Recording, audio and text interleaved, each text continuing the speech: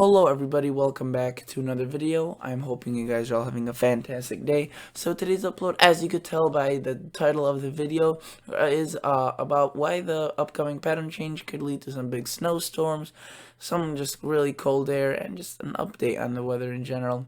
This is getting recorded as of 11:40 p.m. so rather late. That's why the model run is just coming in from the 0ZZ Saturday.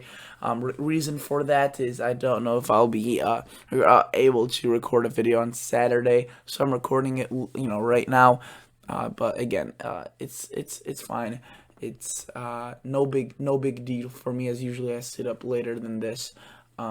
Not much, but just a tad.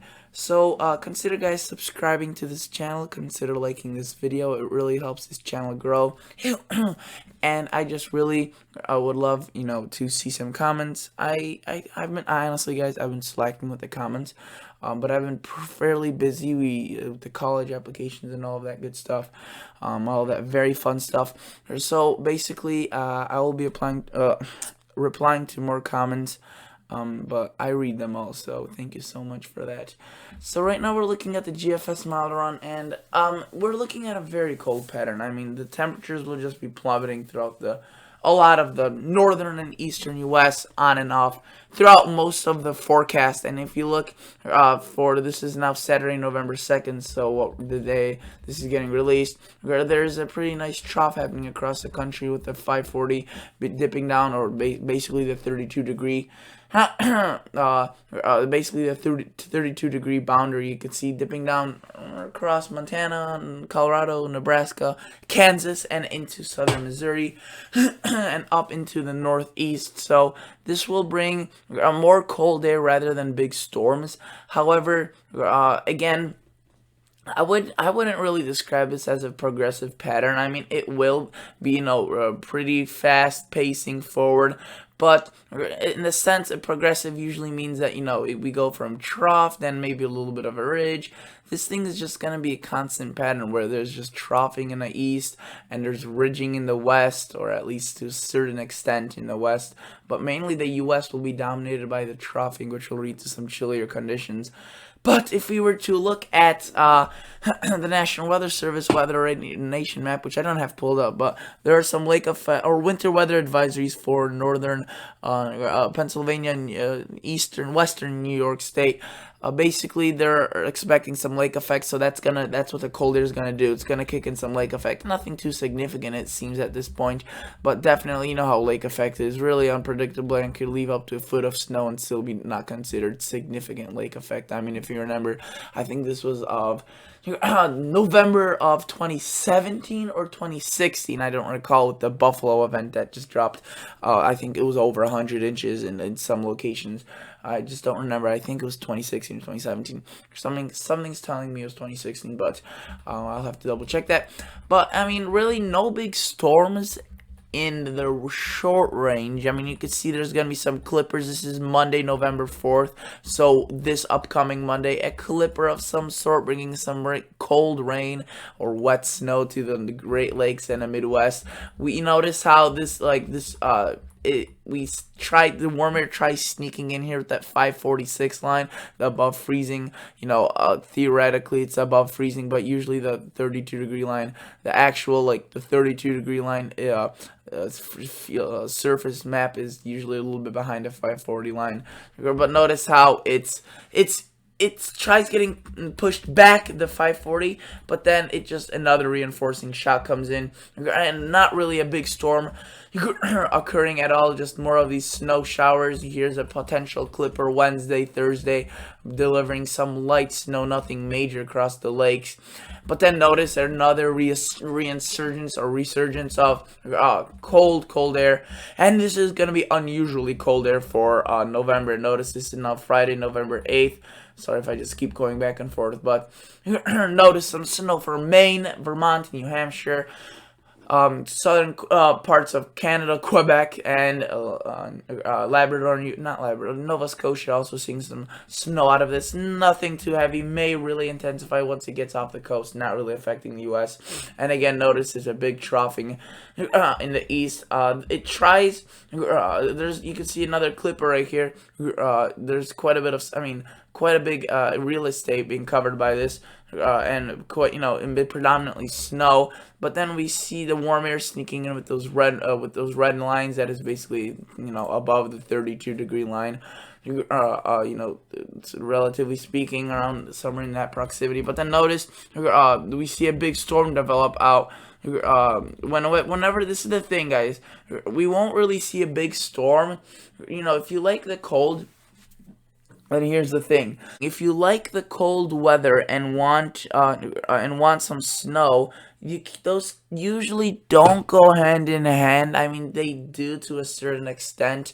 Depends on where you live. If you live where it's just downright brutally cold, or and I would say like the northern plains of the U.S., then usually you could see snow with or cold conditions, but especially towards the early part of the winter, we usually need to see some sort of a warm up, like you could see indicated by these models. This is now what hour is this? I don't know, but November 10th, Sunday. And I want to zoom back out because I need to have access to the hours.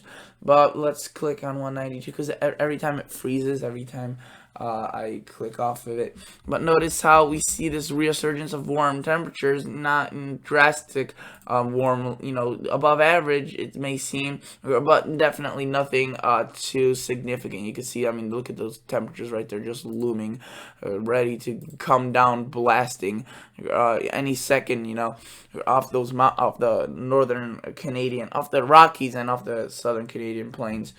So that will definitely, would lead to cold blast, but in the future after the storm. But notice out in front of it, it's a warm up, and while this warm up occurs, we see a relatively big storm develop. Now this is very far out, extremely far out. But notice how there's just a giant low pressure, fairly strong, very heavy rain to the southeast. And notice there's some significant snow in the Rockies, Nebraska. Sorry, not the Rockies, the Dakotas, the Rockies as well. But Nebraska, Minnesota, Wisconsin, UP of Michigan. And look behind it. Behind this thing is just literally the polar vortex. All heck breaks loose after this. That's, without using any other words that I would not like to use on this channel with my choice.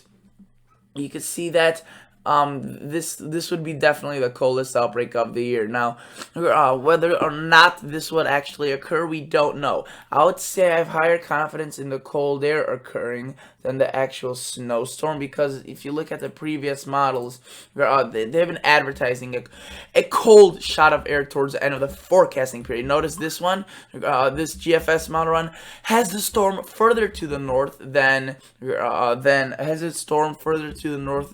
the one right now, but it also has a cold blast of air affecting the U.S. So that's there. If we go back to, I think it was last night at the 18Z, it was one model run that also showed very cold air and a winter storm. Notice how, right there, look at that, very chilly conditions. So they've been actually advertising this cold for quite some time, which is very interesting, as now it seems like the models are trying to amplify it even more. And if I look at those anomalies, holy cow, that would just be an absolute nightmare if that were to occur. That would bring if that occurred in winter, if this occurred in winter, no questions asked, that would be considered a polar vortex. That literally is a chunk of the polar vortex, but in November. So we would have all right to call that the Arctic blast, the polar vortex in the fall. That thing is a beast. Look at that, all those purple, pink colors. So the models are definitely advertising some interesting stuff. If we were to look at the European model, it doesn't really go out to that range, but notice how it shows us constantly cold conditions, and then it shows a little bit of that brief warm up around that around that Monday of next week. So would this actually, we'll have to just wait and see what happens after this 240 and whether the European shows a storm. Based on the looks of this, it shows some kind of system. And if we were to look at the 500 height anomaly, we could see what the exact contrasts are of the temperatures. This looks like if there could be a storm right here, and I want to see if I can figure that out using vorticity, wind, and map. Yeah, there is some sort of system up here. You can see marked by the energy, not as significant as the GFS. Not as significant as the GFS is showing, it seems at this point, but definitely a powerful one at the very least. We could look at the MSLP NARM anomaly. Yeah, right there you have that 1,000 millibar pressure storm system, which isn't ridiculous, but it's a storm system. And when two models agree, especially the European and GFS, this far out, I mean a week agreeing on this storm, that is interesting news, and interesting. Yeah, that is interesting news, if you will. So, I want to quickly look at the GFS. Notice how the GFS has just more deepened. The system's more deepened. It has a lot of more kind of oomph to it. I mean, the pressure millibar reading pressure isn't awfully too deep, but the millibars are closely more packed. So that would indicate a stronger system. And then look at that, just polar Arctic blast behind that. That would just lead to horrendous cold for November standards. I mean, I guess I could show you the 2-meter temperature shaded of this, but I don't know if there's even a point of showing this because of just how downright cold this would be. But look at that. Dakota's negative. Minneapolis, I mean, this could possibly be a record breaker. I'm not going to title the video like this because I don't want to, I don't want to break any headlines, but holy cow. They've been advertising this for a while, so I think some sort of major pattern change is on its way. Whether or not it will be record-breaking, whether or not it will be this cold, we don't know. This is really the first model run that is showing the magnitude of the cold to this level. So that would be very interesting to see if that holds true.